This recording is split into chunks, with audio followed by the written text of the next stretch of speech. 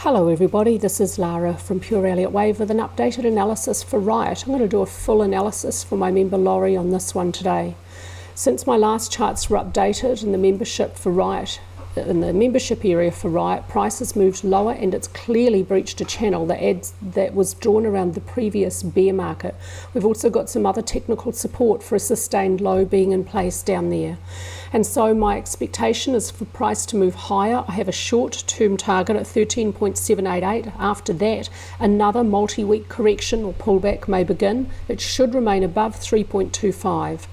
After that, upward movement may continue, and my long-term target, which could be years away, is at 338. This is my wave count on the monthly chart for RIOT. Actually, just before I jump into the wave counts, I just want to remind you I'm presenting in the next Elliott Wave Hub forecasting event next Tuesday. I'm presenting at 2 p.m. If you want to see my Bitcoin wave count, I'm not publishing that anymore on the YouTube channel, so this is one of your few opportunities to see it. You can see it in this event unless you want to subscribe. I do analyze Bitcoin every Monday, so people keep asking me for my Bitcoin count. I'm doing it every Monday on my website for my membership, but you can see it if you come to this webinar, this event. I'm presenting at 2 p.m. on 27th of June, and I'm going to cover how to use Elliott Wave for cryptocurrencies. What are the particular quirks of these markets? How does that fit into Elliott Wave? And how to use classic technical analysis techniques to identify sustainable highs and sustainable lows, because at the end of the day, that's what we're doing, right? We want to buy when prices are low, so we have to know how to figure out is a low formed, and we want to sell when prices are high, so we need to know when to take our profits. Has a sustained high formed? So I'm going to teach you how to do that in this event and give you my wave counts for Bitcoin, Ethereum and XRP. Click on the link below to go and register for this event. Back to the RIOT analysis. It's really difficult to tell where to start this wave count from. There's a little bit of data off to the left of the chart for RIOT, but I've decided to analyze this piece of movement here, and it subdivides really well as a corrective structure, a double zigzag. And so if this movement in this direction is a corrective structure, and this movement in this direction looks like an impulsive structure, that means the larger trend at the quarterly or yearly chart level for RIOT should be up, which fits this Elliott wave count. So I'm going to see this as a first wave at cycle degree. It was just short of 1 year, and this lasting a year and a half as a double zigzag for cycle wave 2, and that's a corrective structure. This is, I think, is a 98% correction of cycle wave 1. You can't really tell how deep it is because of the semi-log scale of the chart. This, like cryptocurrencies, RIOT has extreme volatility, and its bear markets tend to be extremely deep. And this is fitting normal behavior, I guess, for these kinds of markets in the cryptocurrency universe. If RIOT's second wave correction were to continue any lower, and there's really very little room for it to move into, it may not move beyond the start of 1 below 0.511, but the only way at this stage it could really continue lower would be as a triple zigzag, and they're really not very common. So I've calculated a target for the third wave for it to reach 4.236, the length of the first, at 338. I know that's a somewhat extreme Fibonacci ratio, but not extreme for these markets. It might be a little bit conservative. Let's take a look at the weekly chart. We're going to look at cycle wave 2 from the high of cycle 1. This point here, we're looking at the structure of cycle wave 1. It's an impulse where there are Fibonacci ratios between actionary waves. I've noted them on the chart. If I haven't noted an actionary wave, for example, for primary 5 and intermediate 5, then there is no reliable or no Fibonacci ratio between that fifth wave and either its counterpart first or third. But there is a relationship here between intermediate 3 and intermediate 1. Intermediate 3 is close to 4.236, the length of 1. So that target on my monthly chart, not unreasonable. We've seen that relationship before between a first and a third wave at a larger degree for RIOT.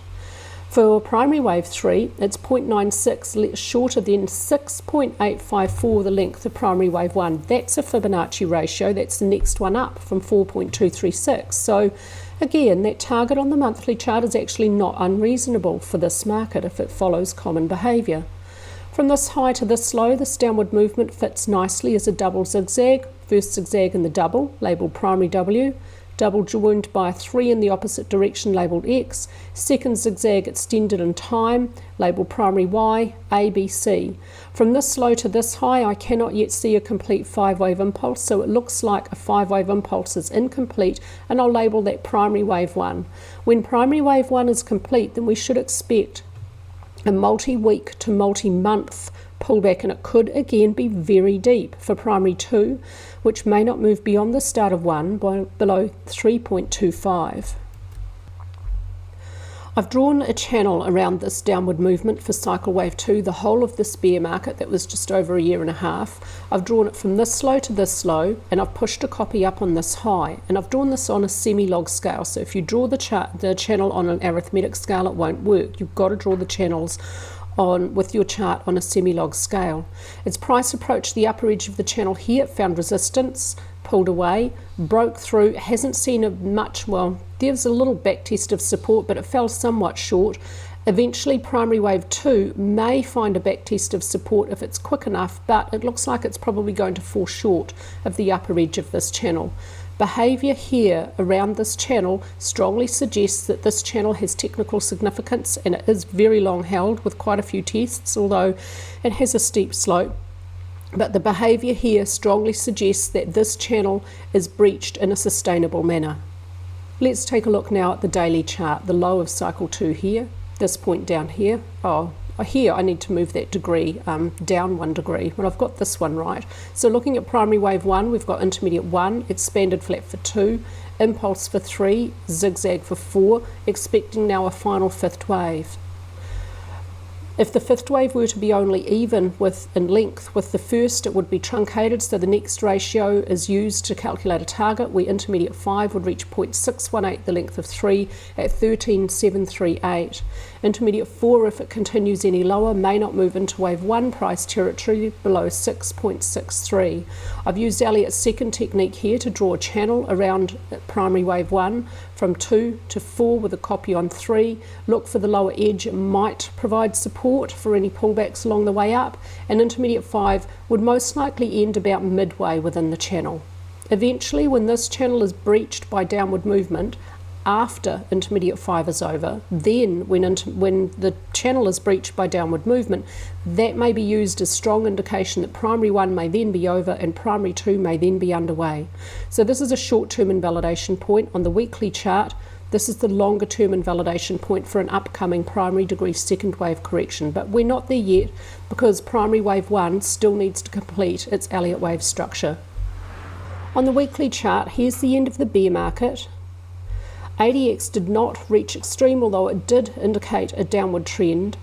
Money flow and RSI both reached oversold. Money flow only just, RSI a little bit more, and then they exhibited pretty clear bullish divergence between lows on a closing basis from price. After that, we saw a bullish engulfing candlestick pattern. This candlestick here doesn't fully engulf the candlestick immediately prior, but it does engulf this and this candlestick 2 and 3 prior to it. So it is still a bullish engulfing pattern, and it has pushed from volume. Given the bullish divergence after money flow and RSI reached oversold, and then we see a bullish candlestick pattern, we give that weight. This adds a little bit of confidence that this low here is fairly likely to be sustained. I had thought that this one here was going to be sustained. We did see a bullish engulfing pattern. It did have a little push from volume. RSI had reached oversold, but it is of course always possible that we can see further lows and RSI money flow can start to exhibit bullish divergence. Now it is possible we could see again further lows and RSI and money flow reach further exhibit double bullish divergence, but now after RSI money flows reached overbought and price has made a new major swing high and breached the trend channel of the previous bear market, that looks extremely unlikely. It is much more likely now that this low is going to be sustained. Price is moving higher here. Volume is overall pushing price higher. Now price is moving sideways and lower. Volume is overall declining. Price is constrained with resistance about 14 and support about 10. On balance volume is also constrained within a narrow range. We need a breakout from price and or on balance volume for confidence in the direction of the next trend. This hammer candlestick pattern strongly suggests the breakout will be upward, and ADX is still indicating an upward trend. It has already reached extreme. This is not as extreme as it can get for this market though. It's still not above 40, it can get as high as above 60. It's only just extreme because it's above both DX lines. Money flow reached overbought, RSI not quite here. It is absolutely entirely possible that this upward trend could continue until money flow and RSI reach further overbought and then exhibit bearish divergence, and ADX reaches further extreme as it can get for this market. So that actually fits really nicely with the Elliott wave count. We may see money flow reach higher again with price, and then we may see some bearish divergence. If we see that, then I'd expect primary wave 1 is over and I'd look out for primary 2. On the daily chart here, as price is falling, volume is declining. Price falls of its own weight, and now price is rising, volume is pushing price higher. This is bullish, at least for the short term, along with the hammer candlestick pattern after this small downward movement suggests that this low may now be in place, and that's how the Elliott wave count sees it too. So this supports the Elliott wave count. We also have a little signal, a bullish signal from on balance volume. This supports the Elliott wave count as well. ADX is indicating a new upward trend at the daily time frame. This also supports the Elliott wave count. RSI, money flow, stochastics all neutral, and ADX in the early stages of a trend. There's quite a long way to go at the daily time frame before the upward trend is extreme. This chart strongly supports the Elliott wave count. That's it from me with your RIOT analysis today. I look forward to seeing you on Tuesday at the FX Traders Edge Elliott Wave Hub forecasting event, where I'm going to go over Bitcoin, Ethereum, XRP, and some quirks and tips and tricks and technical analysis to identify highs and lows in these markets.